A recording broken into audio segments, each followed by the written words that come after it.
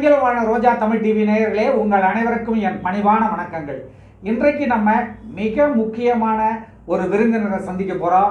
அவங்க யாருங்கிறத உங்களுக்கு நான் சொல்கிறேன். அதுக்கு முன்னாடி இன்றைக்கு முன்னாள் பிரதமர் விபி சிங் அவர்கள் இன்றைக்கு அவதரித்த நாள், பிறந்த நாள் இன்றைக்கு அவருக்கு.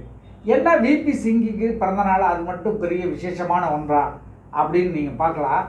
அதாவது இந்தியாவில் இருக்கிற பிற்படுத்தப்பட்ட மக்கள் அனைவரும் இன்றைக்கு அரசு அளிக்கும் சலுகைகளை, அந்த கோட்டாவை பெற்று படிக்கிறாங்க, வேலைக்கு போகிறாங்கன்னா மண்டல் கமிஷனை அமுல்படுத்திய ஒரு மிகப்பெரிய தலைவர் அவர் தான், விபி சிங் தான். விபி சிங்கால் தான் இன்றைக்கி அடித்தட்டு மக்கள், நடுத்தர மக்கள்லாம் மிகப்பெரிய பதவிகளுக்கும் மிகப்பெரிய படிப்புகளையும் படிக்க முடிகிறது. அப்படிப்பட்ட விபி சிங் இன்றைக்கு பிறந்த நாள். அதோடு மட்டும் இல்லாமல் இன்றைக்கு எமர்ஜென்சி அமுல்படுத்திய நாள் இன்னைக்கு தான். இது ரெண்டும் இன்றைக்கி உள்ள இந்த நாட்களை ஞாபகப்படுத்தக்கூடிய இந்த நாட்களில் ஏன் சாரை நம்ம இன்றைக்கி சந்திக்கிறோம் அப்படிங்கிறதுல ஒரு விசேஷம் இருக்குது. வாங்க அவங்கள சந்திப்போம். சார் வணக்கம். வணக்கம். வணக்கம் சார். உங்களுடைய பேர் சார்? ராமலிங்கம் சார். என்னுடைய ராமலிங்கம். நீங்கள் சென்னை தானே? சென்னை தான் சார். ஓகே. நான் கேள்விப்பட்ட வரைக்கும் நீங்கள் விபி சிங்கிட்ட பிஏவாக இருந்திருக்கீங்க, பிரைம் மினிஸ்டர் விபி சிங்கிட்ட. ஆமாம் சார். மொராஜி தேசாய் பிரைம் மினிஸ்டராக இருக்கும்போது பிஏவாக இருந்திருக்கீங்க. அப்புறம் யார் சார், எந்த பிரைம் மினிஸ்டர்? சந்திரசேகர் சார். சந்திரசேகரும் பிரைம் மினிஸ்டராக இருக்கும்போது பிஏவாக இருந்திருக்கீங்க. ஆமாம் சார். எல்லாமே காங்கிரஸ் இல்லாத பிரைம் மினிஸ்டருங்க.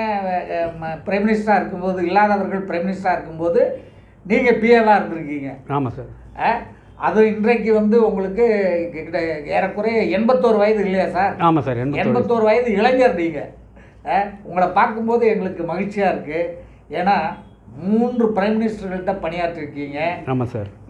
81 வயதை கடந்து இன்றைக்கு நம்முடைய தமிழ்நாட்டு மக்களுக்கு பணியாற்றிக்கிட்டு இருக்கீங்க. ரொம்ப மகிழ்ச்சி சார். எப்படி சார் நீங்கள் எல்லாம் அந்த 3 பிரைம் மினிஸ்டர்கிட்டையும் போய் நீங்கள் பணியாற்றினீங்க? அவங்கக்கிட்ட எப்படி போனீங்க? எப்படி போனால், நான் ஒரு இந்தியன் ஆடிட் அண்ட் அக்கௌண்ட்ஸ் டிபார்ட்மெண்ட்டில் ஒரு ஃபஸ்ட்டு கிளார்க்காக சேர்ந்தேன் சார். சரி. 1965. என்னுடைய மைண்டு ஃபுல்லாக தேசியத்தில் இருந்து சார். என்னுடைய ஃபாதர் ஒரு காங்கிரஸ் தியாகி சார். சரி. அவரும் அந்த ஆடிட் டிபார்ட்மெண்ட்டில் தான் சேர்ந்தவர். அவர் என்னை ஃபஸ்ட்டு அவர் காங்கிரஸ் ஆஃபீஸ் போகும்போது, சத்தியமூர்த்தி போகும்போது காமராஜெலாம் பார்ப்பார். காமராஜெலாம் நெருங்கிய நண்பர். அவர் காமராஜ், பக்தவச்சலம் எல்லாரும் நெருங்கிய நண்பர். அந்த சத்தியமூர்த்தி போனில் என்னை கூப்பிட்டு போய் காமராஜுக்கு அறிமுகப்படுத்தி வச்சார்.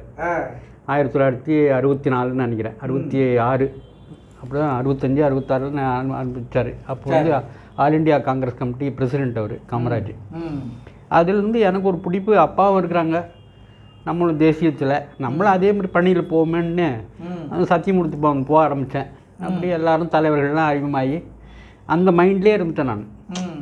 யாரும் தப்பு செய்யாதவங்களாக இருக்கணும், எல்லாம் நியாயமாக இருக்கணும். இன்றைக்கி காமராஜ் எல்லோரும் போட்டுறாங்கன்னா காட்டினா, அவர் மாதிரி ஒரு படிக்காத ஒரு பெரிய மேதை. அவர் படிக்காத இருந்தால் கூட அடுத்து எளிய ஜனங்கள்லாம் சாதாரணமாக படிக்கணுன்ட்டு என்ன பண்ணுவார், ஸ்கூலுக்கு கண்டிப்பாக போவாங்கன்றதுனால மதிய உணவு திட்டம் அப்படி போய் எல்லோரும் படிக்க வச்சவர். இன்னி கூட கல்வி கண் திறந்த காமராஜ்னு சொல்கிறதுக்கு காரணமே காமராஜ். ஏன்னா அவர் படிக்காத இருந்தால் கூட அவர் படிக்க வச்சார்ல.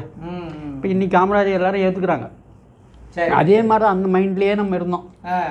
அதுக்கப்புறம் நான் 1975 எமர்ஜென்சின்னு ஒன்று வந்தது. இந்திரா காந்தி எடுத்துகிட்டு வந்தாங்க.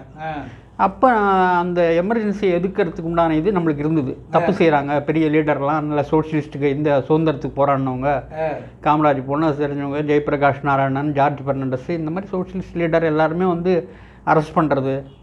எமர்ஜென்சியில் கேள்வி கேட்காத, ஒரு காரணம் இல்லாத அரெஸ்ட் பண்ணிடலாம். ஒருத்தர் அரெஸ்ட் பண்ணும்போது காரணம் சொல்லிட்டு தான் இப்போலாம் அரெஸ்ட் பண்ணோம். எமர்ஜென்சி போட்ட உடனே என்ன ஆச்சு, மிஸ்ஸாவை போட்ட உடனே என்ன ஆகுதுன்னா, மெயின்டெனன்ஸ் இன்டர்னல் செக்யூரிட்டி ஆக்ட் போட்டாக்கா காரணம் சொல்லாத யாரையும் உள்ள தொழிடலாம். அந்த மாதிரி ஒரு நல்ல நாட்டுக்காக போராடின பெரிய ஜெயபிரகாஷ் நாராயணன், மொராஜி தேசாய் எல்லாரையும் உள்ளே போட்டாங்க. அவங்க நிறைய பேர் தலைவர்கள் தான் பாதிக்கப்பட்டாங்க.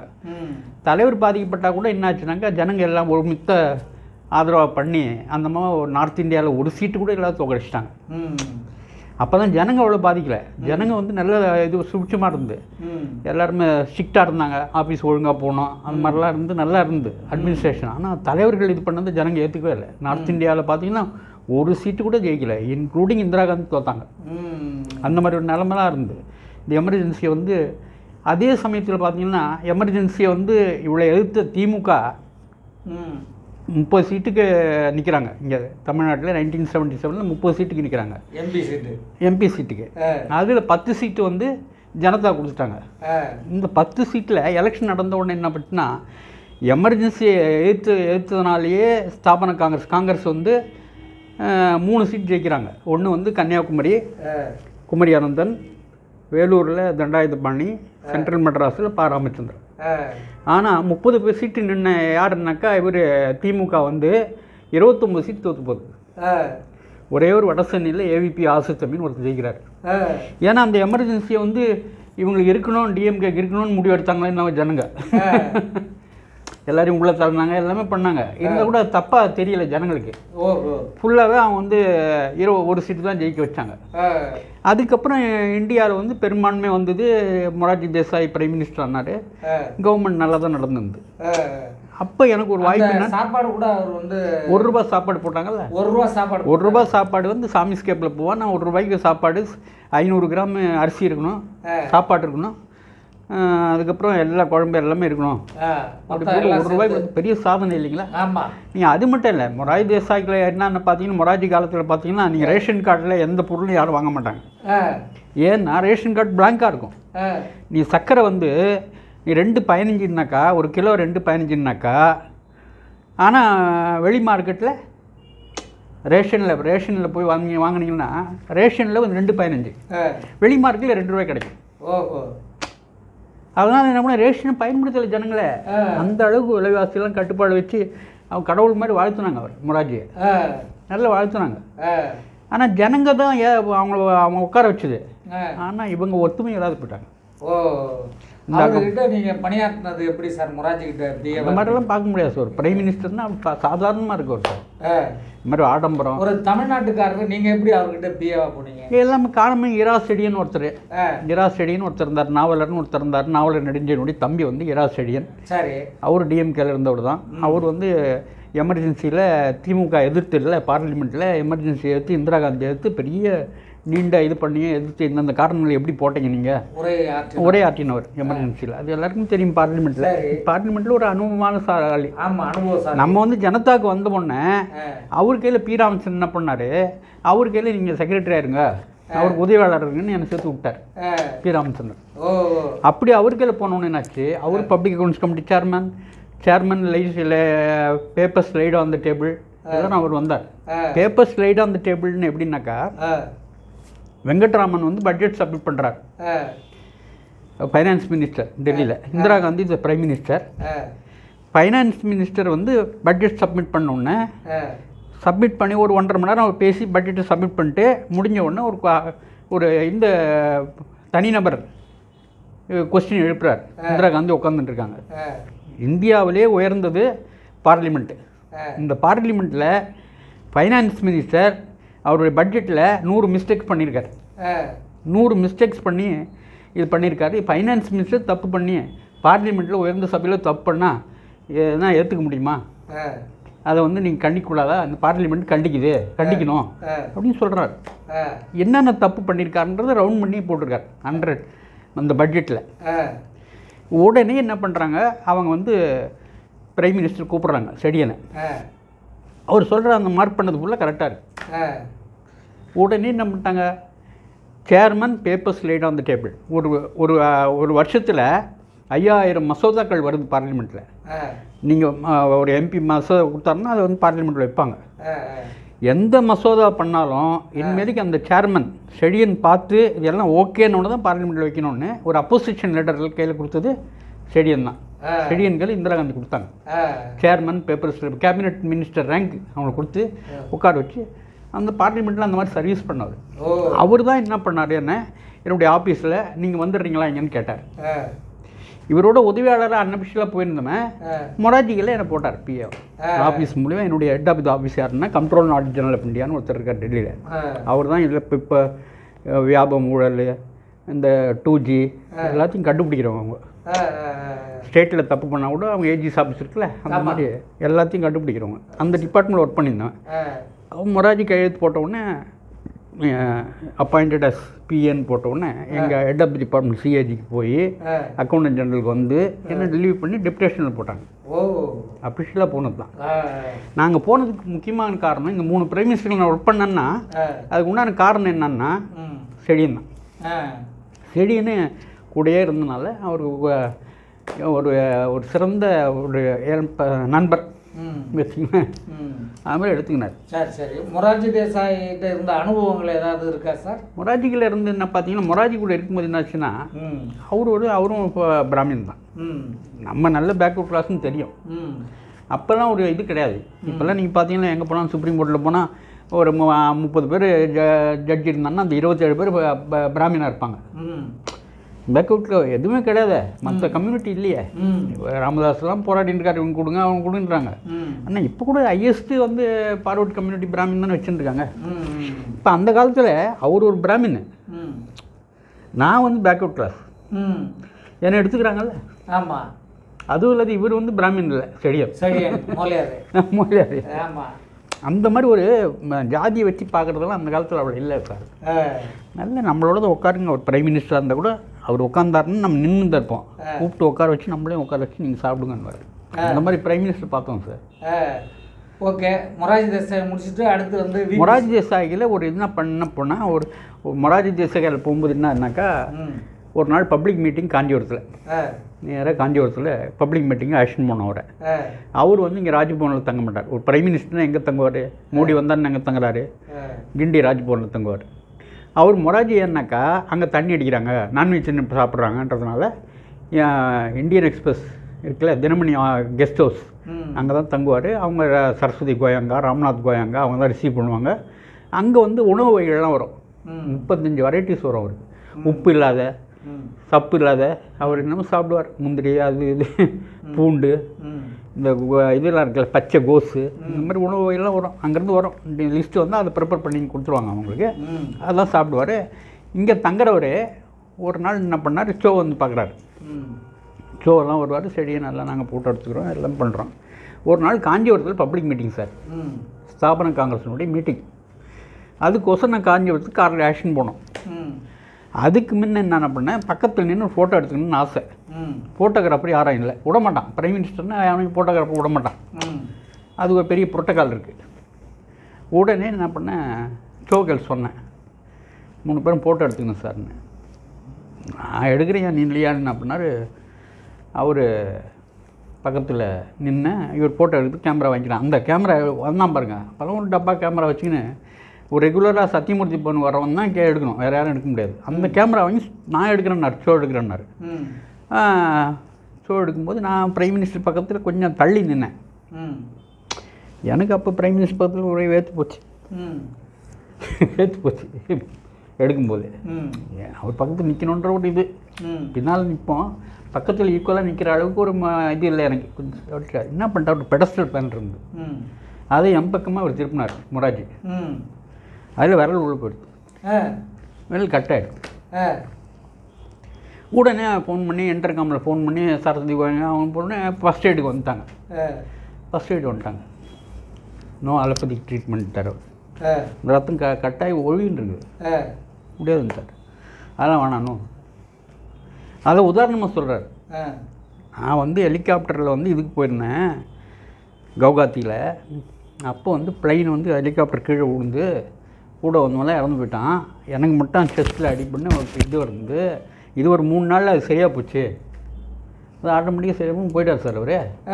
உண்மை ட்ரீட்மெண்ட் எடுத்துக்கல. ஆனால் அந்த காயம் வாருமா, இந்த இது இருக்குது இந்த ரைட் சைடில் தான் இருக்குது, ரைட் சைடில் கட்டாக இருக்குது. காஞ்சிபுரத்துக்கு போகிறோம் காரில், எங்கன்னா தாம்பரம் வாலாஜாபாத் போகிறோம். வழியெல்லாம் பிரைம் மினிஸ்டர் வர்றதுனா ஜனங்க நிற்கும்ல, கார் நிறுத்துகிறாங்க, கை கொடுக்கணும். இவர் கை கொடுக்குறாரு, கை வலிக்குது. அவன் எதுனா சங்கோச்சப்படுவான்னு அந்த வலியை பொறுத்துக்கு கை கொடுக்குறாரு. இப்படி தான் காஞ்சிபுரத்துக்கு போனோம். என்ன ஒரு டிசிப்ளின்னா சார், அங்கெல்லாம் நெசவு சார், காஞ்சிபுரத்தில் போனீங்கன்னா எல்லாம் நெசவாளர்கள், பட்டு ஒரு நெசவாளர்கள். அவங்க எல்லாம் ஒரு 8 மணிக்கு மேலே தான் வருவாங்க சார். நீங்கள் 8 மணிக்கு மேலே பேசுனீங்கன்னா ஒரு 9 மணிக்கு பிரைம் மினிஸ்டர் பேசுனா அப்படியே கூட்டம் இருக்கும் சார்.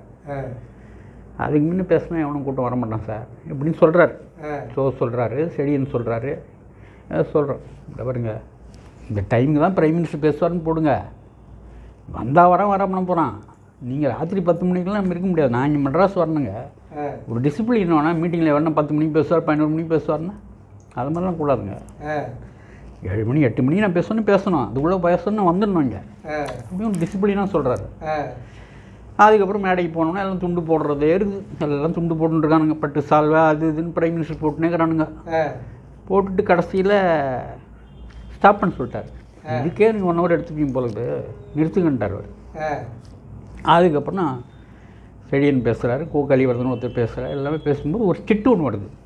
சங்கர மடத்துலேருந்து ஒரு சிட்டு வருது. பிரைம் மினிஸ்டர் சங்கர மடத்துக்கு வந்துட்டு போகிறதுக்கு பெரியவர் சந்திரசேகர் சாமிகள் பிரியப்படுறாரு அப்படின்னு ஒரு சிட்டு வருது. அவருக்கு இல்லை நான் கொடுக்குறேன், அவர் செடியனுக்கு கொடுக்குறேன், அவர் மொராஜிகளை கொடுக்குறாரு. நோன்ட்டார் அவர். ஏன்னா பிரைம் மினிஸ்டர் இங்கே வந்து பப்ளிக் மீட்டிங் வராருன்னு சொல்லி 1 மாதத்துக்கு முன்னே தெரியும். என்ன பண்ணியிருக்கணும் இவங்க, சங்கர மடத்துலேருந்து நேராக ஃபோன் பண்ணி நீங்கள் பிரைம் மினிஸ்டர் வந்து இங்கே பப்ளிக் மீட்டிங் வராரு, அந்த சம்பளத்தில் இங்கே சங்கர மடத்துக்கு வர்றதுக்கு அப்பாயின்மெண்ட் வாங்கியிருக்கணும். சும்மா போங்க வாங்கன்னு இப்படி கூப்பிட்டா போக முடியாது சார். வானா சார்னு கேன்சல் பண்ணிட்டார். அவர் கேன்சல் பண்ணிட்டார். அதுக்கப்புறம் நான் வந்து என்னுடைய வீடு வந்து CBT quarters, central government quarters அங்கே இருக்கிற.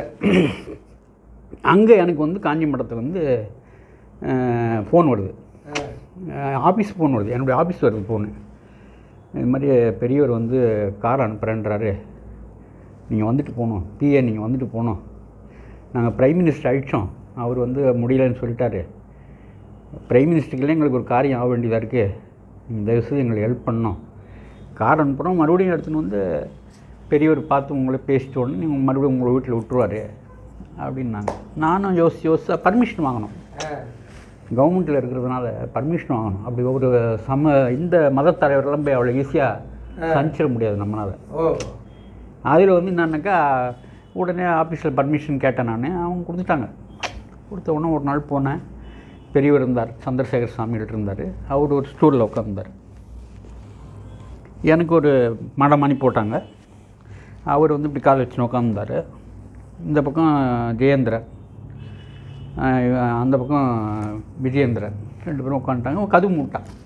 கதவு மூட்ட உடனே சொன்னார் அவர் பெரிய ஜெயேந்திரர் சொல்கிறாரு, இவர் வந்து ஆன்மீகம்தான், என்ன இவரோட வந்து செடியணுன்னா நாத்திகர், இவர் வந்து கடவுள் நம்பிக்கை இருக்கிறவர், அதனால் இவருக்கெல்லாம் நம்ம காரியம் சொல்லலாமான்ட்டு பெரியவருக்கெல்லாம் காது கிட்ட சொல்கிறார்.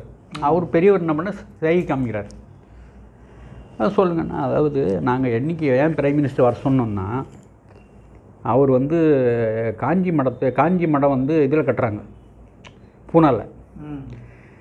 பூனாவில் கட்டுறதை கட்டக்கூடாதுன்ட்டு இவரோட மந்திரியாக இருக்கார் கீழே, மொராஜி வந்து பிரைம் மினிஸ்டர், மோகன்தாரியான் சிவில் சப்ளைஸ் மினிஸ்டர், ஒரு எம்பி தேர்ந்தெடுக்கப்பட்ட எம்பி என்ன பண்ணிட்டார், கோர்ட்டுக்கு போய் இங்கே கட்டக்கூடாதுன்னு ஸ்டே வாங்கிட்டார். அதை வந்து பெரியவர் ஆசைப்படுறாரு, நீங்கள் வந்து பிரைம் மினிஸ்டருக்குள்ள பிஏவாக இருக்கிறதுனால நீங்கள் போய் அவருக்கு சொல்லி அந்த ஸ்டேவை வெக்கேட் பண்ணிட்டா பெரியவர் இருக்கும்போது அந்த அங்கே கட்டி முடித்து இந்த சங்கரமடத்தை திறந்துடுவாங்க, நீங்கள் கொஞ்சம் ஹெல்ப் பண்ணுங்கள் அப்படின்னாரு. நான் கொஞ்சம் பயந்து தான் போனேன், கொஞ்சம் பயமாக தான் இருந்தது. அவங்களால முடியாத காரியமா, பெரிய சாமிகளால் முடியாத காரியமா இல்லை, அவங்கள பிரசிடெண்ட்டு பிரைம் மினிஸ்டர்லாம் தேடி வராங்க. என்னால் முடியுமான்னு கொஞ்சம் பயமாக தான் இருந்தது. இது ஒன்றும் பிறகு I will convey to prime மினிஸ்டர்னு சொல்லி அந்த பெட்டிஷனை வாங்கின்னு வந்து பிரைம் மினிஸ்டருக்கு சொன்னேன் நான். அவர் வந்து அவர்கள் சொன்ன உடனே என்ன பண்ணார், உடனே ஒரு 2-3 நாள் மோகன்தாரியாவை கூப்பிட்டு இந்த பெட்டிஷன் இந்த ஸ்டேவை வெக்கேட் பண்ணுங்கள், அங்கே ஏதோ பண்ணியிருக்காங்க. உடனே அவர் வெக்கேட் பண்ணி கோயில் கட்டி ஒரு பெரியவரே இப்போ திறந்தார். இதில் எனக்கு கிடைச்ச சந்தர்ப்பம் வந்து மொராஜிகளோடு இருந்தது ஒரு சந்தர்ப்பம். இந்த சங்கராச்சாரிக்கு எனக்கு ஹெல்ப் பண்ணுற அளவுக்கு உதவி பண்ண அளவுக்கு வந்தது பாருங்கள். இல்லையா, யாருக்குமே கிடைக்காது இது இல்லையா, அது எனக்கு அரிய வாய்ப்பு இல்லையா, அது ஒரு சாதனையாக தான் நான் சொல்கிறேன். எனக்கு கிடைச்ச கடவுள் கொடுத்த வாய்ப்புன்னு ரெண்டுமே எனக்கு வாய்ப்பு தானே உங்களுக்கு. இன்றைக்கும் இப்போ சுப்பிரமணிய சாமி கூப்பிடுவார், ஷோலாம் பார்த்தீங்கன்னா பின்னால் பெரிய சந்திரசேகர சாமிகள் பாட்டு பின்னால் தான் உட்காந்துட்டு இருப்பார். துக்ளக் ஆஃபீஸில் போனீங்களா, இப்போ இது கிரீன்வேஸ் ரோடில் இருக்குல்ல, துக்ளக் ஆஃபீஸில் போனீங்களா பின்னால் பெரியவர் தான் இருக்கும், சந்திரசாமி தான் இருப்பார். நான் உள்ளே நோஞ்சேன்னா வாங்கன்னு கூப்பிட்டு என்ன பண்ணுவார், எழுந்து நின்று தான் எனக்கு உனக்கு சொல்லுவார். சார் எனக்கு போய் எழுந்து நின்று வணக்கம் சொல்கிறீங்களே, ஆமாப்பா பெரியவருக்கே நீ உதவி பண்ணவர், இந்த உதவியை யாருன்னாலும் பண்ண நான் நினச்சிருந்தா கூட பண்ணியிருக்க முடியாது யார். ரொம்ப மகிழ்ச்சி சார். இப்படி மொரார்ஜி தேசாய் கூட இருந்த அனுபவம் வந்து மிகப்பெரிய அனுபவத்தை எங்களுக்கு எல்லாம் தெரியப்படுத்துறீங்க, மகிழ்ச்சி. இது வந்து நிறைய எக்ஸ்பீரியன்ஸ் இருந்து பார்த்தீங்கன்னா, நீங்கள் வந்து இப்போ பார்த்தீங்கன்னா இது போகிறீங்களே நீங்கள், நம்ம அதனால் இருந்தனால என்னாச்சுனாக்கா, ராஜீவ்காந்தி கொலை வழக்கு சம்மந்தமாக என்ன கூப்பிட்றாங்க போலீஸு. ராஜீவ்காந்தி கொலை வழக்கு சம்மந்தமாக 21/5/1991 நடந்தது, இன்சிடென்ட் நடந்தது. என்னை வந்து என்ன பண்ணால் என்னுடைய ஆஃபீஸ் ஆடிட் டிபார்ட்மெண்ட்டுக்கு வந்து போலீஸ் வந்து சிபிஐ வந்து வாங்க சார் உங்களை கூப்பிட்றோன்றான். நான் சொன்னேன், நீங்கள் ஆஃபீஸில் வந்து கூப்பிட்றீங்க, என்னுடைய டைரக்டருடைய அனுமதி இல்லாத நான் வர்றதுக்கு முடியாது சார், நீங்கள் அவங்க டைரக்டரை போய் பாருங்கள், இந்த மாதிரி எம்டி ராமலிங்கன்றவரை நாங்கள் வந்து உங்களை கூப்பிட்டு போகணும் சார், பர்மிஷன் கொடுத்தா நான் வரேன். என்னுடைய வீட்டுக்கு வந்தீங்கன்னா நான் ஒன்றும் எதுவும் எனக்கு ஆப்ஷன் இல்லை. ஒரு ஆஃபீஸில் ஒரு ஆஃபீஸர் இருக்கார், அவர் வந்தார். அவர் இல்லை அன்றைக்கி, அவர் பிஏ பார்த்தோன்னே அவர் என்ன சொல்லிட்டாரு, இது மாதிரி நீங்கள் வந்து அவர் டைரக்டர் டெல்லியில் இருக்கார். உடனே ஃபோன் பண்ணார், ராமலிங்கத்தை கூப்பிட்றதுக்கு சிபிஐ ஆள் வந்திருக்கு, இன்ஸ்பெக்டர் வந்திருக்கார், டிஎஸ்பி வந்திருக்காரு, அனுப்பணுமா? இல்லை அனுப்பாதீங்க, நான் மண்டே வந்து பார்த்துக்கிறேன். அப்புறம் ஒரு நாள் போனேன், மண்டே டியூஸ்டே போகிறேன். அவன் உட்கார கூட எனக்கு இடம் கொடுக்கல, நிற்க வச்சே பேசியிருந்தான். என்ன சார் உங்களுக்கு என்ன ஒரு ஆடிட் டிபார்ட்மெண்ட்டில் இருக்கிறீங்க, நீங்கள் ஒரு சென்ட்ரல் கவர்மெண்ட்டில் இருக்கிறீங்க, நீங்கள் என்ன யாரும் எந்த பொலிட்டிக்கல் லீடர் எல்லாம் மந்திரி வந்தாலும் ஏர்போர்ட்டுக்கு போயிடுறீங்க, உங்களுக்கு ரெட் கார்பெட் கொடுக்குறான், ஏன்னா அந்த அளவுக்கு நீங்கள் இப்படியே பேசின்னு இருந்தான் அந்த டிஎஸ்பி. சார் உங்களுக்கு என்ன சார் கேள்வி, நான் இருக்கிறேன் ஒரு கவர்மெண்ட் ஆஃபீஸில் இருக்கிறேன், நான் போகிறேன் வரேன், உங்களுக்கு என்ன சம்மந்தப்பட்ட கேள்வி கேளுங்க சார். என் மேலே ஒரு பொலிட்டிக்கல் லீடர் நான் ஏர்போர்ட்டுக்கு போய் ரிசீவ் பண்ணுறேன், பொலிட்டிக்கல் ஆக்டிவிட்டிஸ் இருந்தால் என்னுடைய டைரக்டர் என் வேலையிலேருந்து எடுக்கணும், உங்களுக்கு அது சம்மந்தம் இல்லையா, சம்மந்தப்பட்டது மட்டும் கேளுங்க. அப்புறம் தான் சேர் போட்டு உட்கார வச்சான். முதலேருந்து சொல்லியிருந்தேன், நான் என்வின் சோமுன்னு ஒருத்தர் இருந்தார், அவருடைய கிளாஸ்மேட்டு, அதே ஸ்கூலில் படித்தவன். அப்போதுலேருந்து அந்த ஆக்டிவிட்டிஸ் கால் சொல்லி வந்தேன் சார். எதுக்கோசரம் கேட்குறேன்னா 21/5/1991 7:15 மணிக்கு சுப்பிரமணிய சாமி வரார். சுப்பிரமணிய சாமி அப்போ வந்து commerce and law minister, prime minister Chandrasekhar. அவரை போய் நான் ரிசீவ் பண்ணுறேன் ஏர்போர்ட்டில் 7:20.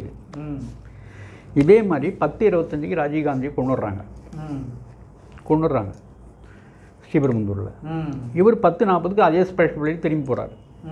இப்போ யாருடைய ஃப்ளைட்னா விஜய் மல்லையா ஃப்ளைட்டு. இப்போ தான் கிங்ஃபிஷர்லாம் இருந்து, அப்போ வந்து யூபி பெட்ரோ ப்ராடக்ட்னு அவருக்கு விஜய் மல்லையா தான் கொடுப்பாரு. அந்த ஃப்ளைட்டில் போகிறார் திரும்பி. நான் ரிசீவ் பண்ணதுனால என்னாச்சுன்னா, ராஜீவ்காந்தி கொலை வழக்கம் சுப்பிரமணிய சாமிக்கு அந்த சம்மந்தம் இருக்குமா அப்படின்னு என்னை கூப்பிட்டு விசாரிக்கிறதுக்கு பண்ணுறாங்க அவங்க.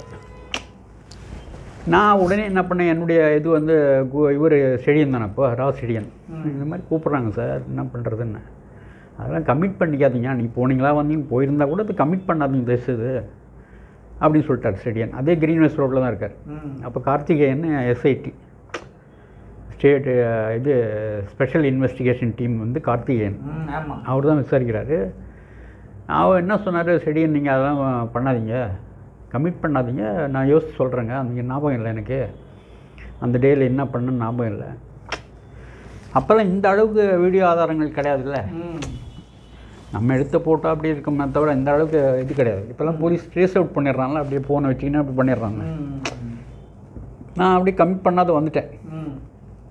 அதுக்கப்புறம் தான் என்னாச்சுன்னாக்கா, அந்த எஸ்பி இருக்கான் பாருங்க, அவனை ஒரு நாள் போய் பார்க்கலாம். நான் அவனுடைய பொண்ணுக்கு வந்து சென்ட்ரல் கவர்மெண்ட்டு கேந்திர வித்யாலயில் சீட்டு வாங்கி கொடுத்தவன்.